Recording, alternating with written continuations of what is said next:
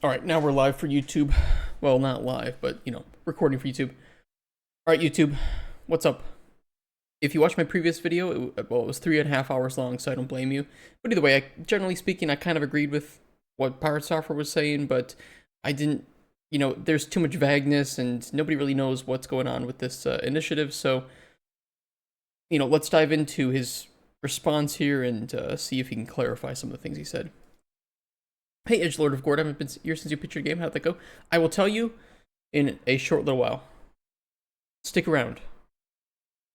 Hi, my name is Jason Thorhall, also known as Pirate Suffer, and the other day I put out a video called Stop Killing Games, saying why I would not support the initiative. Overall, it was actually quite positive. The analytics on it show that people really think it's a good idea. There's a huge amount of like ratio, and I received hundreds of comments from developers thanking me for putting it out because they can't speak publicly while they're at a business or a job elsewhere. A lot of the times, major companies will... I fucking hate that, by the way. That's just... Yeah, I get it. I get it. That's why I'm starting my own company, so I don't have to shut my fucking face up about things that I like or don't like in the industry. What a good reminder that was. Fire you if you are speaking out of turn and cause a PR disaster for those companies. And since this is such a popular thing among players, most devs aren't going to say anything to you. So I am. So let's discuss the most common requirement of the initiative, which is games have to be left in a functional, playable state. Now, what happens if that game is a online-only live service game? Well, if you want that to stay in a functional, playable state, that means the devs have to release either server binaries or somehow carve off the game to be a single-player experience. Yep. Some way to keep it functional and playable, right? Now, many of you are requesting, yes, I should get the server binaries so that I can go and make private servers for this. But that doesn't make a lot of sense in the real world. And the reason why is because it leaves developers open to abuse. So let's explore that a little bit. Let's say that you made your own video game, and you made a live service game. Maybe it's an MMO, maybe it's something else, right? And let's say that I want to monetize that game, but you don't allow monetization of the game by any other party. This makes sense because most creators don't allow for that. Yep. You can't just take someone else's art and profit off of it. Normal, right? So then I go, well, how am I going to force you to do this? Under this initiative, you would have to release the server binaries or keep the game in a functional, playable state at end of life. So I hit you with a ton of bots. I hit you with a ton of exploits. I attack your community. I destroy your Reddit. I go after your business. I go everywhere that I possibly can to make this cost as much as it possibly can for you. And it's not hard to do this. We saw the exact same thing happen in TF2 recently. The massive amount of bots that were attacking the game. Oh man, what a sad... Yeah, I remember playing TF2 back when I was younger, and it was everything. It was the best thing you can do on any night after school. Play TF2. And it's just really sad how far it's sunk since then, since those glory days. What a fun game. This is not infeasible. This is something that is very easily attainable today. And let's say that this goes on long enough that your game dies because you can't afford it anymore, and your studio has to shut down. At end of life, you now have to release those server binaries to keep the game in a functional, playable state. At which point I take those, I create a private server, and I monetize it. And some people have said, well, simply don't allow monetization of the server. Well, how do you pay for it then, dude? Some servers are so expensive. Who's going to enforce that? Yeah, who's going to enforce it? If you want a government initiative to enforce that, that means the government has to build a registry of all of those games and all of that intellectual property that shouldn't be monetized, and then somehow enforce that with no one owning it because those studios have shut down. That's going to be a massive burden. Well, the thing is, even if studios shut down, it depends on who owns the intellectual property, right? Because some studios, the company itself owns the intellectual property, and in some cases, some specific owner of the company licenses the company to use it, right? So, for instance, actually, the Microraptor Games logo is owned by me. I just allow the company to use it. So, if the company ever went under, it's like I still own that, and I could still claim. If somebody else try to start up like a Microraptor Games, for instance, and use our logo and name, well, no, I still own it, so you're still infringing on my intellectual property. And the same thing could be done for our games, right?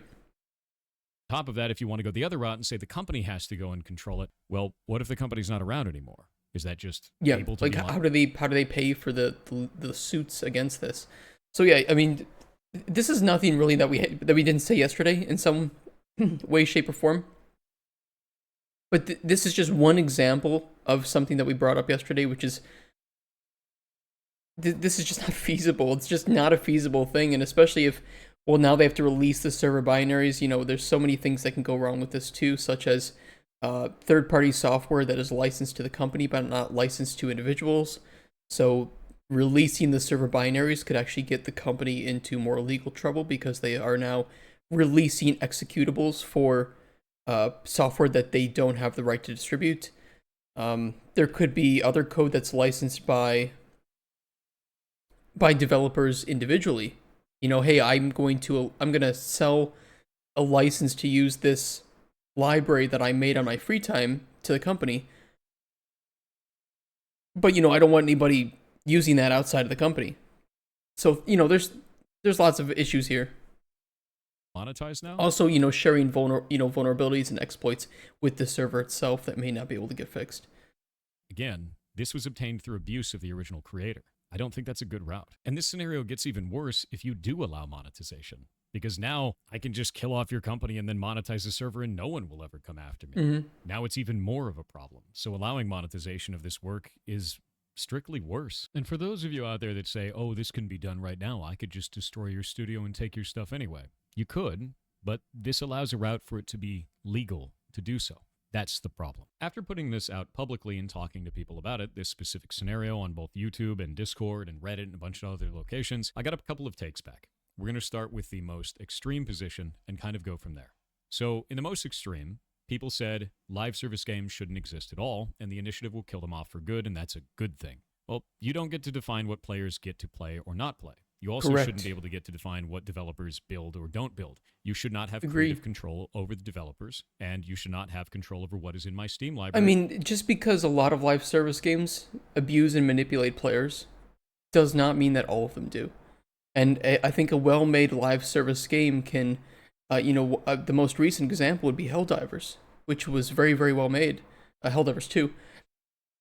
This is a live service game, but it's what you pay one time, you get the shit that you need, you can earn the things in game, have fun. You know, another, like, we played Path of Exile recently, live service ARPG, free to play. Of course, I think that there's pay for convenience, 100% pay for convenience DLC, but all of that combined, when they run a stash tab sale every once a month usually, you can get all of those for like 40, $50. All the ones you need anyway. You don't really need like some of these weird ones. But either way, you can get all the stuff you need for still cheaper than Diablo 4 or most other new ARPGs. And you get a hell of a lot more content for it. Oh, you know, PoE, of course, thing, but like MMOs, everybody plays some sort of MMO. I play old school RuneScape. That's a live service game. I pay a membership fee every month for it. I enjoy it, and there's no microtransactions in that game. So, I don't know, it's like, yes, there are bad live service games, there are good live service games, but 100% agree with what Thor's saying here, which is, you don't get to define what players want to play, and you don't get to define what studios should make. If games are art, people should be able to make any game they want, then leave it up to the customers to decide if they want to play it and buy it. Simple as that. Or on my phone. That doesn't make any goddamn sense. Aside from that, the initiative does not purport to kill live service games. It would just make it incredibly difficult to build said games and add a lot of risk to it, which is why I'm bringing all of this up and why I don't support the initiative in the first place. A lot of people don't realize that this will slowly diminish live service games in the market because it's not an incentive for us to build them. Too risky. Which Too much means money. you get less multiplayer live experiences. That sucks. I like live service games. I enjoy playing things like Final Fantasy XIV. I enjoy going and playing in games in the past, at least, like League of Legends. These are games that are live service. They require a live service to run. And you shouldn't be able to take that away from people. And if that's your only position on this, not only are you disingenuous in what the initiative is purporting to try to achieve, but you're also aggressively attacking other players instead of trying to fix something. So the next one is that this is about games preservation, and that it needs to happen to preserve these types of games for future generations and for everyone to always have forever. It's a noble goal. Like, I agree with the goal. It would be great if we could play our favorite games forever. Basically Pokemon, right? No, I wish. Dude, if I was Pokemon, I'd be making a lot more money, I'll tell you that. Who wants to buy my $15 cookies? Weren't they more than 15 bucks? They were like really expensive. They were like 20 something. Either way, it's a noble idea to be able to want to play these games forever, but I just don't think that it's always obtainable. It's a goal. It's a desire. I think that it's just not possible.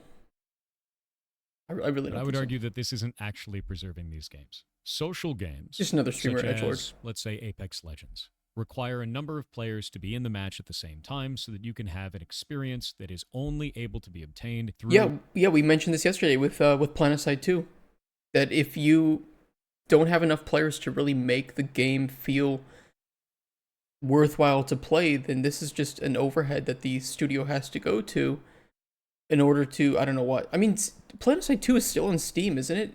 It's still alive? I don't know if it is. You'll still play it? 367 people in game? See, this is enough to still get some people. Oh my god, over 1,000 people are still playing Planetside? Damn, it's got a pretty dedicated, solid player base. I'm happy to see that. You know, I didn't dislike the game, but the game wasn't crazy to me. I'm happy to see that there's still this dedicated player base going forward. It's like #1 software and game dev streamer out of the ones I've seen. Yeah, Twitch famous and real famous are different. True. Lot at the same time so that you can have an experience that is only able to be obtained through lots of players interacting, right? It's a multiplayer game. You need a bunch of people. How many of you have felt negatively when an MMO dies or when a live service game dies? Oh, dead game. There's only 5 people online. Why would I play that? But do you still want to play it? Do enough people still want to play it that warrants the costs and time it takes to set up a private server? And I'm not saying that this disproves the initiative, but that there may be this emotional reaction to losing access to that MMO or that live service game that will dwindle very quickly. Very, very quickly, to the point where you're like, okay, well, there's new games, I'm moving on. So why would you want to preserve a game in that state? That doesn't make any sense to me. You want to take down these live service games, put them up on a private server, and then play it with a couple of people. You're not bringing it back at its height. You're not taking a snapshot of what the game actually is. You're making it limp on in a way that doesn't make any sense. That's not preservation. And for those that may stop there and go, but private servers going to have a lot of players. Look at all the ones for World of Warcraft. Again, World of Warcraft still has a lot of players. It opens up a route for abuse of the developers, so that is not a solution. And the last take that I got from this is, and it's the most reasonable to me, this is an initiative, it's not a law. Why are you upset? Just wait. It's like people are playing World of Warcraft private servers because people are still playing World of Warcraft. If nobody was playing World of Warcraft private servers probably wouldn't be around either. Simple as that.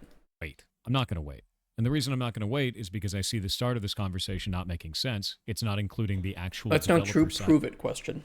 Prove it. Find me a MMO that is still alive officially and has a significant number of people playing all the private servers as well.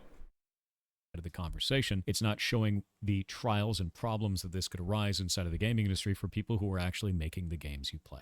I don't have any reason to be quiet about that. And many other developers aren't going to be able to... But you're saying it's dead officially. I'm talking about ones that are live officially. That's the important thing. That WoW private servers are being played right now by a lot of people because people are still playing WoW officially.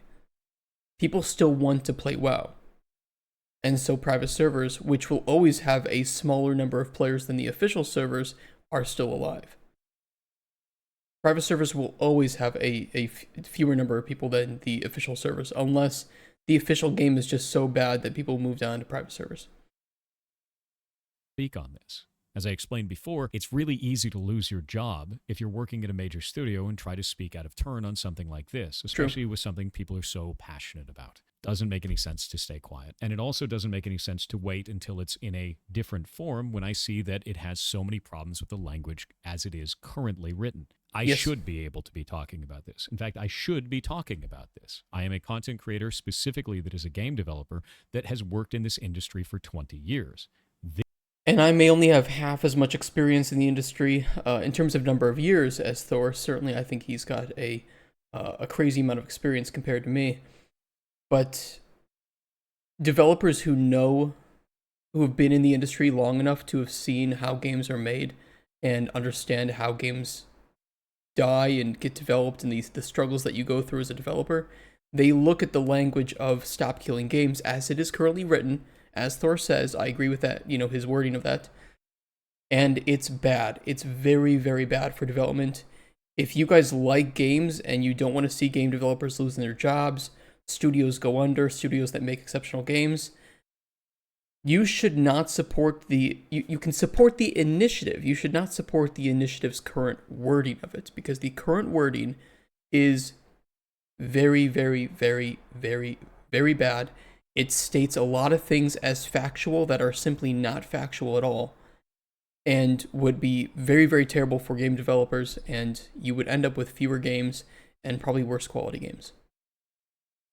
This is my wheelhouse. This is what I do. So for those who are calling for me to just be silent and sit in the corner, no. Who's calling for that?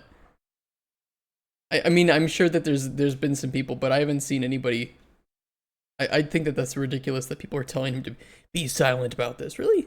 Well, that being said, I do think there's a consumer protection thing that we can fix here. It's just not really what the initiative is about. I think that if you're going to buy a live service game, you shouldn't be told you're buying the game. You shouldn't be told that you're purchasing the game. You should be told explicitly that you are purchasing a license to that game. The reason why is because that license needs to be revoked anytime that you are cheating at the game and damaging the play experience of other players. While this is written in the TOS and the EULA, it's usually not clearly defined at point of sale. Or they throw a giant TOS in front of you and it doesn't really do anything because people skip past it. If at point of sale it says specifically, there's specific language stating that you are either leasing or purchasing a license or anything along those lines, that you're not actually buying the game directly, I think it would go a long way to informing consumers of what they're doing and protect them from some of these business practices that they didn't realize they were engaging in. That makes a lot more sense to me than force all developers to leave the game in a functional, playable state. And that's about it. That's all I really wanted to talk about with this. I hope that's clarified some things for some of you and some of the dangers that this can cause as it is currently written. If you're still mad about this, not much I can do about it. Outside of that, I'm going to be gone for the next 4 days, so if you expect me to respond or anything like that and you think I'm ducking the issue or hiding in some way, I'm not. I'm just in Vegas because there's DEF CON going on, which is a hacking convention. It's okay. It's okay, Thor. Some people will still say, oh, you went to this convention because you wanted to duck these issues. Some people will still think it. No, this was a good video. I think that this still only covers like one or two aspects that I find problematic about the initiative. I don't know if I didn't see Thor's stream. I don't know if he read all the FAQ, but if he did, I feel like he would have a lot more points of contention than he does in like this video. But this is nothing that we didn't already cover yesterday. It sounds great on paper. It sounds great for players. I don't actually think. I think number one, I think that it hurts developers significantly. And I'm not just saying the ones that want to fuck you over, but I'm saying all developers. And then I think that also fucks over players in a lot of ways too.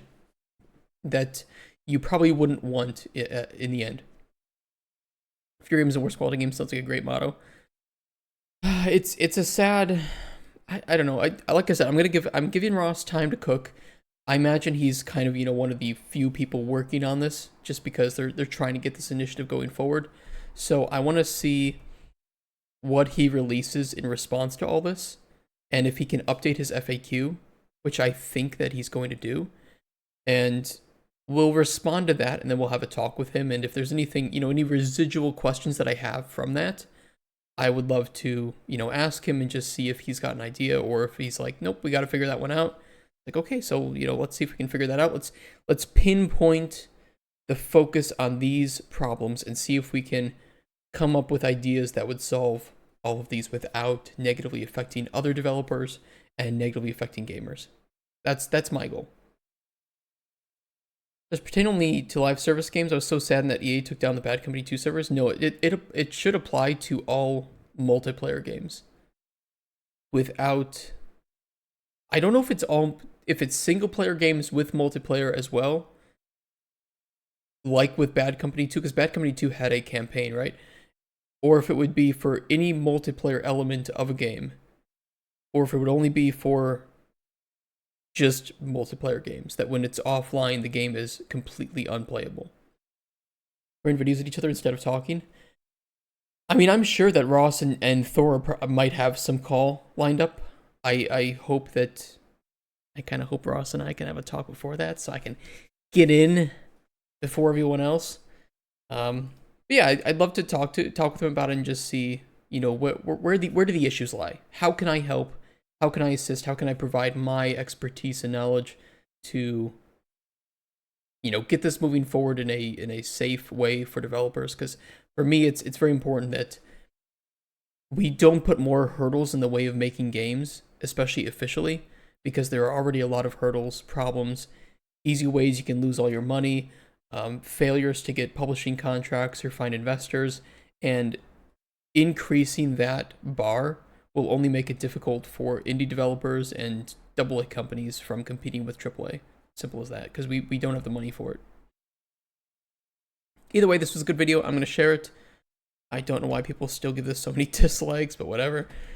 And that'll be it for the YouTube. So thank you, YouTube. Hopefully this was a lot shorter one than the previous 3.5-hour video that you shouldn't watch, unless you were just like playing a game on one monitor and watching it on the other. Either way, guys, thank you so much, and catch you next time.